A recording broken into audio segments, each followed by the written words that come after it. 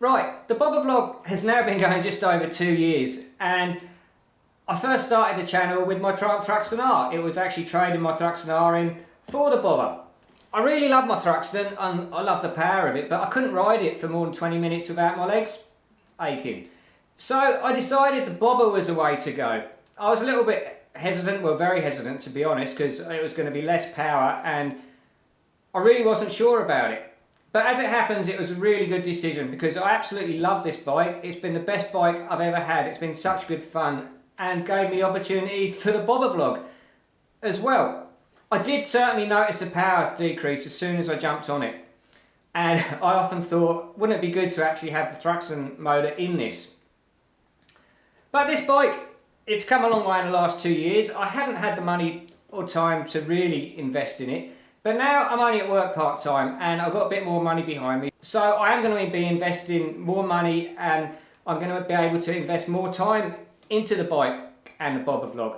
So there's going to be so much more content coming very shortly. And the first bit of that content which is coming is I've got a Thruxton engine for this now. Well, it's actually out of Speed Twin, which is the same thing. So I'm going to put that engine into this bike. The difference between the high power motor and a high torque motor, this is the high torque motor, and the Thruxtons and the Speed Twins have the high power motor.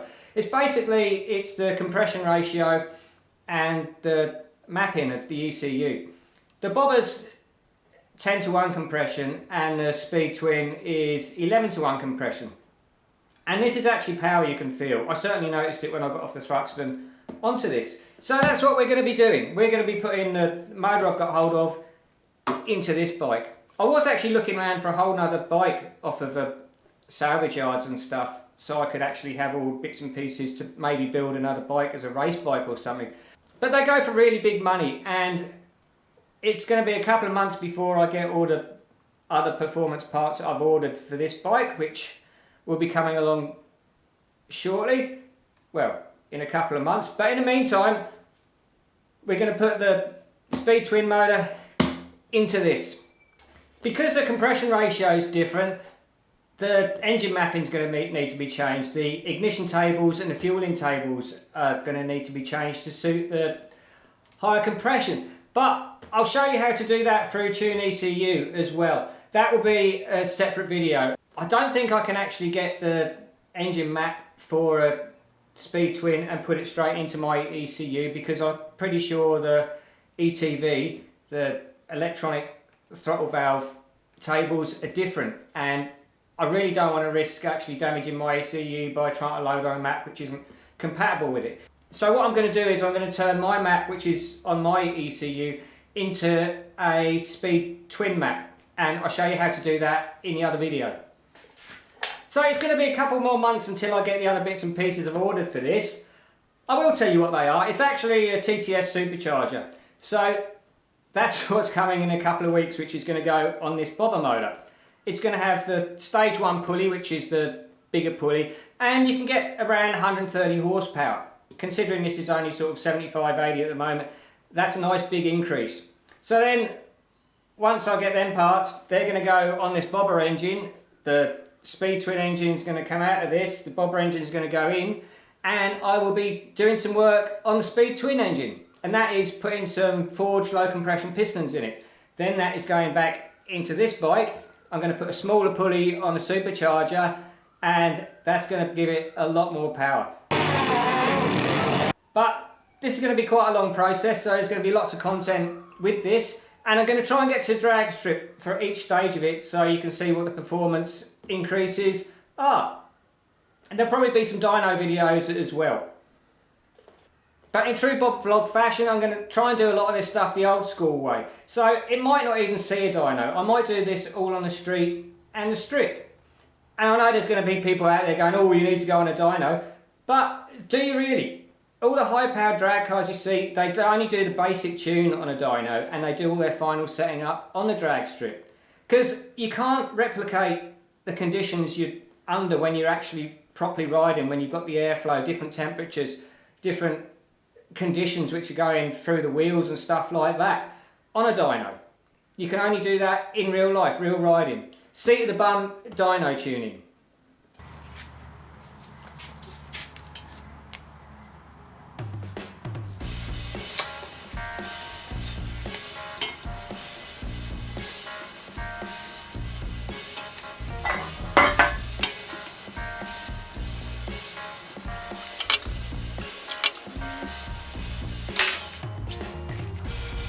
Right, always wear gloves.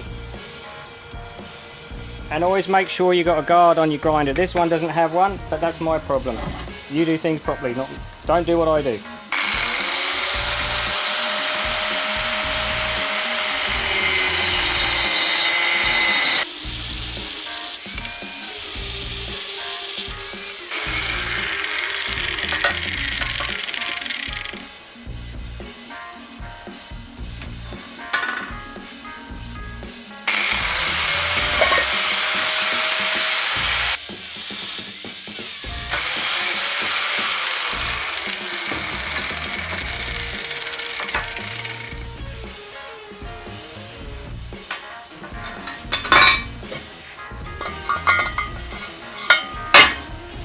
So now, I've got some jiddy stands.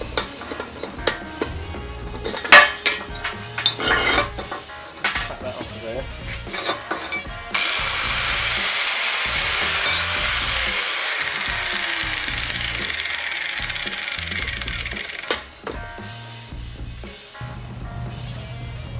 Right, I like to make stuff out of bits and pieces I find lying around, and this here is a rack out of a showroom, I believe. I think it held leaflets or something. So I grabbed it because it's a good bit of metal to do stuff with, and I now have a cunning plan for it.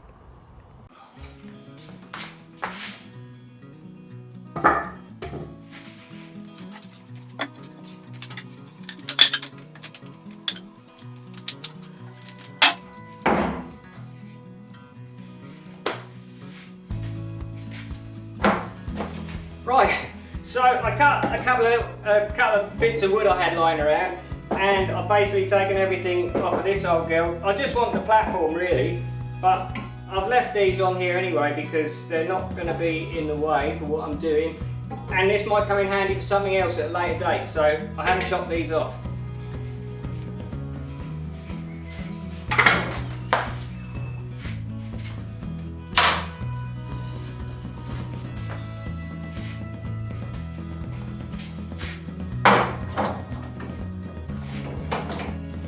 This jack's getting really beaten up now. I need to make another one. I'll do that.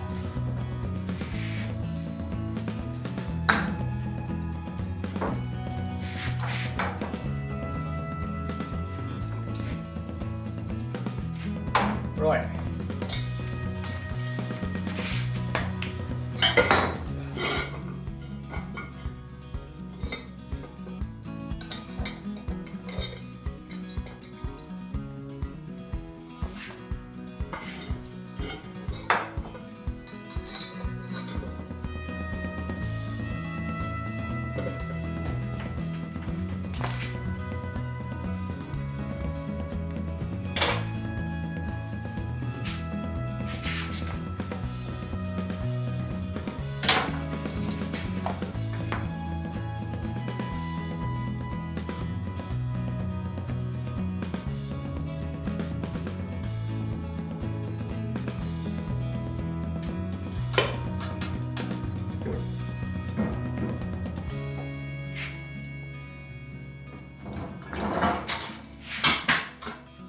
Never done that before, so that's why I went really slowly then.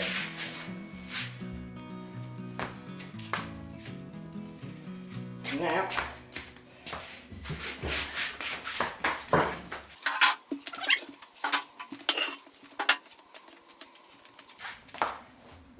I don't actually have a jack I can jack the bike up with, which I should invest in, but at the moment I really don't want to spend money on that sort of thing. And this is all about getting this job done as cheap as possible. So now the back's jacked up on the frame there.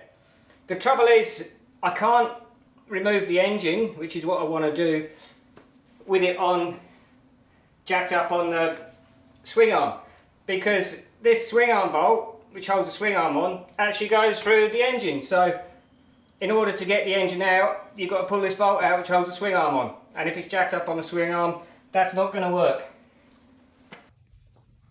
But as you can see there, I've actually got it jacked up behind where the front frame rail bolts on. because I'm going to want to take them frame rails off to take the engine out. What's great about the Triumph Speed Twins is the frames do actually unbolt, so you can just drop the engine out the bottom, which is quite handy because I put a jack under there just to let the engine down onto. If this was on a workbench type thing, I'd probably struggle more because I couldn't get a jack under the actual engine to drop it on the floor. So what I'm going to be doing first is I'm going to be taking things off, like I'm going to take the fuel tank off, I'm going to take the seat off, exhaust and all the bits and pieces so I can get closer to stuff and make it easier, because all these things have got to come off anyway. And then I'm going to drain all the fluids so they're all out ready for when the engine gets dropped out. But the first thing we have to do is disconnect the battery, because we don't want any positive wires flashing on anything, especially off the start motor or whatever. It's one of these things you can get blasé about when you've done this a lot, but you always forget, and if you haven't done it, you will have accidents. Right, so before I go too far with this, I'm going to check the obvious. I'm going to take spark plugs out, and I'm going to look down the inlets and in the exhaust ports just to make sure there's nothing that sticks out like a sore thumb, like the engine's blowing up or something. I'm also going to put my gear shifter on and make sure I can get all the gears and stuff like that. They've actually taken the fuel rail off and the injectors out for transport, which I'm really pleased about because that could have broke quite easily. Inlet valves look okay. What's going on in the exhaust port? I need to get myself a proper light. This one's not too good for this. That looks alright in there, nothing obvious.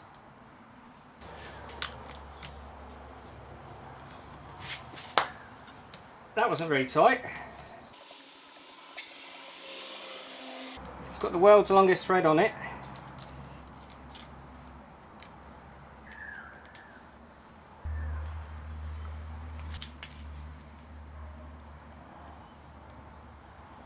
I'm actually taking photos of where my gear selector and stuff is, and I'm going to do the same with the brake as well, because I spent a lot of time setting them up so they're comfortable for me. I want them to go back in the right place, in the same place again.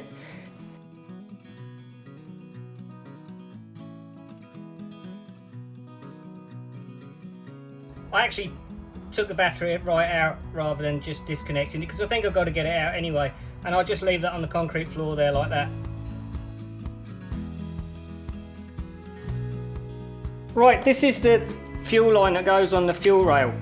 You can buy a special tool to actually, pair of pliers, which actually push, there's two little lugs either side of that which get pushed in and then it comes off. So you just slide that back and push them two lugs in with some special grips or pliers. But you don't have to do that, I just use two screwdrivers to push them in, and then that bit pops upwards. And fuel doesn't tend to leak out of it. I've got quite a bit of fuel in the tank, and fuel doesn't tend to leak out because I think there's a valve in the pump which stops it. So store that somewhere safe where it's not going to catch fire. Or better still, have an empty fuel tank when you do this before you start. What is also a good idea is to actually screw nuts and bolts back where they came from. That way you don't have to figure out what nuts and bolts go where. Or put them in tubs with labels on. I was a mechanic for more than 32 years, so I'm quite happy to just chuck them in a pile on the floor and I can normally figure out where they've come from. But I'm trying to give you little tips and hints to do this properly as we go. And it's also a good idea to have a left and right pile. I'm going to show you this bit because it's important. It's important because a lot of you are going to be doing decats and stuff like that. So this is how you actually get the catalytic converter out. You have to actually take this frame rail off here. So I'll actually film doing that.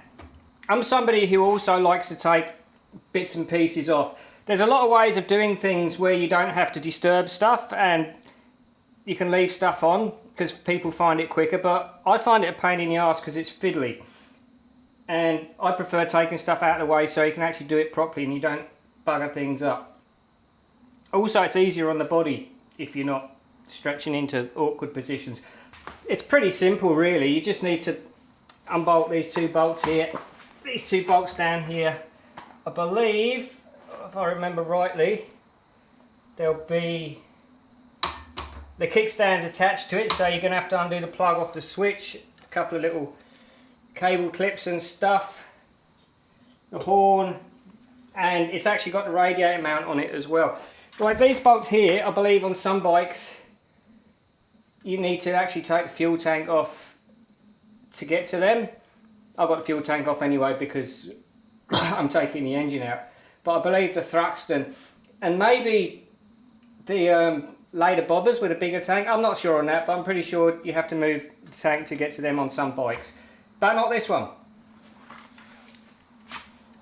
There's a little plate behind there with threads in it.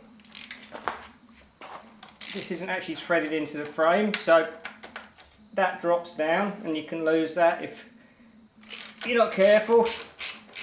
Well, it's not going to go far. Oh, and of course the motor mount bolt goes through this frame as well, so you have to undo that and take that out. Apparently these are only one-time use bolts, so it's a good idea to replace them. Thing is, I'm taking this bike apart all the time and the engine's going to be in out a few times now, so I'm going to be reusing the bolts, otherwise it'll cost me a fortune.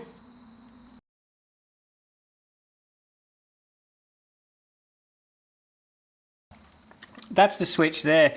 It looks like it's actually just a hall center just held on with 2 screws, so instead of trying to find the other end of this wire, because I hate wiring and plugs, I'm going to just undo these 2 little screws here and take the whole switch right off. This probably isn't a good idea because they're quite shallow screws, so the proper way is probably to find the other end of this wire and unplug it, because there is danger of rounding these screws off. But I'm doing it this way. They're not on slots or anything, so it will go back in the same place. It's not something which is adjustable. I need to get myself some proper torque screwdrivers. This thing is a pain in the bum. There, that's a little switch for the kickstand. This is a little switch responsible for your engine cutting out when you try and put it in gear when you forgot you got to stand down. Safety thing. Right, so that's that guy off. I can take the other side off as well because it's still hanging on with these top mount bolts and these bolts here. It's going to be good because I can drop the engine straight out rather than having it come out the side like you have to on a lot of motorbikes. A lot of people don't release their content for projects like this until they're done, in case they've actually up and they don't want you to see that, so they can edit it out. But what I'm going to do, I'm going to commit and I'm going to actually release this content as I do it. So I am human, you will see me up, but I'm pretty sure I've done my good research and this engine is going to fit and it is going to work, and I am going to be able to retune the ECU to suit it. I'm fairly confident about that, but it might not work out like that, and if it doesn't, you're going to see that because this is real life. So the next video, well, the engine will be out in the next video, I reckon. I'll go through getting all the bits and pieces off and actually dropping it out. But before all that, I'm going to have to drain all the fluids out of it, which I'm not really looking forward to. I am really excited about this project, but being a mechanic for many years, it really destroyed my passion for cars and bikes. And now I'm not doing that anymore. I've really found my passion again, and I'm really enjoying this. I've got that Saturday morning feeling again. It reminds me when I was in my late teens, early 20s, when I'd spend every spare minute working on my cars and really look forward to Saturdays so I could get up early, get in the garage and get to work. And it's a great feeling to have. And I think I've got that again now, thanks to this awesome bike. I'm trying to do this also without any specialised equipment, so I can show you it can be done on a budget without spending too much money. And I don't have a big budget anyway, so that's why I'm doing it like this too. So make sure you like and subscribe, and if you want notifications of when the next video is going to be out, hit the little bell icon. Have a great day.